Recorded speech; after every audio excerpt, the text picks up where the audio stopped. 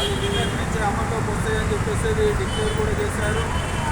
నిన్న గ్యాస్ డెలివరీలు ఎక్కడెక్కడైతే అయినాయో మొత్తం 60 రూపాయలు పెంచుతూ మొత్తం వినియోగదారుల దగ్గర నుంచి కూడా వసూలు చేసిన పరిస్థితి ఉన్నది.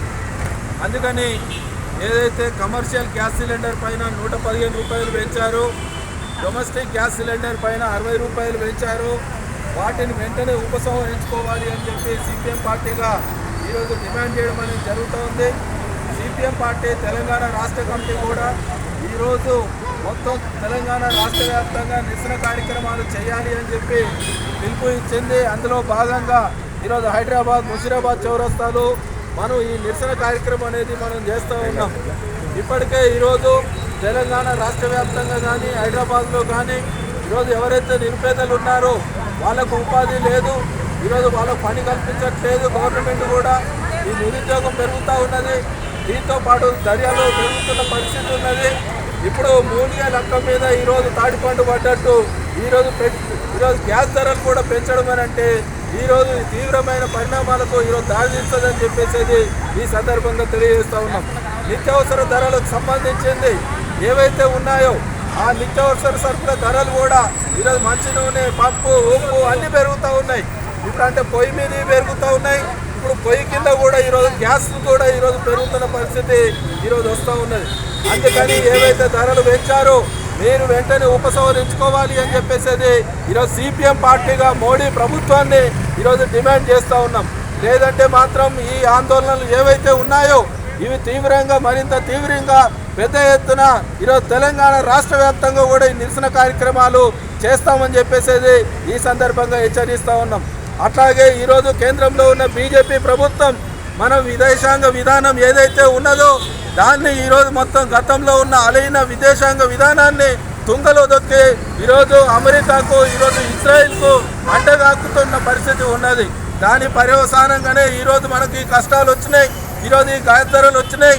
ఈరోజు యుద్ధం ఆపాలి అని చెప్పేసి ఈరోజు డిమాండ్ చేయాల్సింది పోయి ఈరోజు అమెరికా పక్షాన, ఈరోజు ఇజ్రాయిల్ పక్షాన ఈరోజు భారతదేశం వ్యవహరించడం అని అంటే గతంలో ఏదైతే మూడో ప్రపంచ దేశాలకు నాయకత్వం మనం వహిస్తూ ఉన్నామో ఆ నాయకత్వాన్ని కూడా ఈరోజు కోల్పోయిన పరిస్థితి ఉన్నది. ఈరోజు హిందూ మహాసముద్రంలో ఈరోజు ఇరాన్కు చెందిన నౌకను కూడా అమెరికా వాడు వచ్చి దాన్ని కూల్చివేసినా కూడా ఈరోజు స్పందించని పరిస్థితి ఈరోజు ఉన్నది. మనం ఒకవైపేమో మన ప్రధానమంత్రి గారిని విశ్వగురు అని చెప్పేసి ఈరోజు చెప్పుకుంటా ఉన్నారు కొంతమంది. కానీ మరి విశ్వగురు ఈరోజు ఎందుకు స్పందించట్లేదు? కనీసం ఖమేనీ మృతి పైన కూడా ఈరోజు సంతాపం ప్రకటించమంటే కూడా ఈరోజు ప్రకటించని పరిస్థితి ఉన్నది. అనివార్యంగా మొన్న పోయి ఈరోజు ఇరాన్ దౌత్య కార్యాలయానికి పోయి ఈరోజు సంతాపం ప్రకటించిన పరిస్థితి ఉన్నది. అందుకని అసలు మనం ఎటువైపు ఉంటున్నాం? అసలు భారతదేశానికి ఈ విదేశాంగ విధానం వల్ల లాభం జరుగుతుందా, నష్టం జరుగుతుందా అని చెప్పేసి ఈరోజు కేంద్రంలోని బీజేపీ ప్రభుత్వం పరిశీలన చేసుకోవాలి అని చెప్పేసి ఈ సందర్భంగా డిమాండ్ చేస్తా ఉన్నాం. అందుకని ఎక్కడ యుద్ధం జరిగినా కూడా దాని పర్యవసానం పేద ప్రజల మీదనే పడుతుంది, ఈరోజు బడుగు బలహీన వర్గాల మీదనే పడుతుంది అని చెప్పేసి ఈ సందర్భంగా అర్థం చేసుకోవాలి. ఎక్కడో ఇరాన్లో యుద్ధం జరిగితే ఈరోజు మనకేం ప్రాబ్లం వస్తుంది అని చెప్పేసి అనేక మంది అనుకుంటా ఉన్నారు.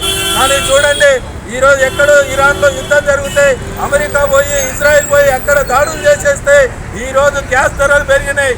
ఈరోజు గ్యాస్ ధరలతోటే ఇది ఆగుతుందా? లేకపోతే రేపు పెట్రోల్ ధరలు పెరుగుతాయా, డీజిల్ ధరలు పెరుగుతాయా, ఇంకా నిత్యావసర సరుకుల ధరలు పెరుగుతాయా? ఇది ఎవరి చేతుల్లో లేని పరిస్థితి ఉంది. అందుకని ఈరోజు మనం ఈ యుద్ధాన్ని వ్యతిరేకించాలి, ఈ యుద్ధాన్ని వెంటనే ఆపమని చెప్పేసి ఈరోజు మనం డిమాండ్ చేయాలి. అందుకని భారత ప్రభుత్వం కూడా ఆ రకమైన డిమాండ్ చేయాలి అని చెప్పేసి ఈ సందర్భంగా మనం డిమాండ్ చేస్తూ ఉన్నాం. దాంతోపాటు ఈ పెంచిన గ్యాస్ ధరలు ఏవైతే ఉన్నాయో వెంటనే ఉపసంహరించుకోవాలి అని చెప్పి డిమాండ్ చేస్తూ ఈ అవకాశం ఇచ్చిన ముషీరాబాద్ జోన్ కమిటీకి ధన్యవాదాలు తెలియజేస్తూ నేను ముగిస్తూ ఉన్నాను. కార్యదర్శి వెంకటేష్ గారికి ధన్యవాదాలు. జోన్ కార్యదర్శి యొక్క సభ్యులు మహేందర్ మాట్లాడి ముగింపు చెప్తారు.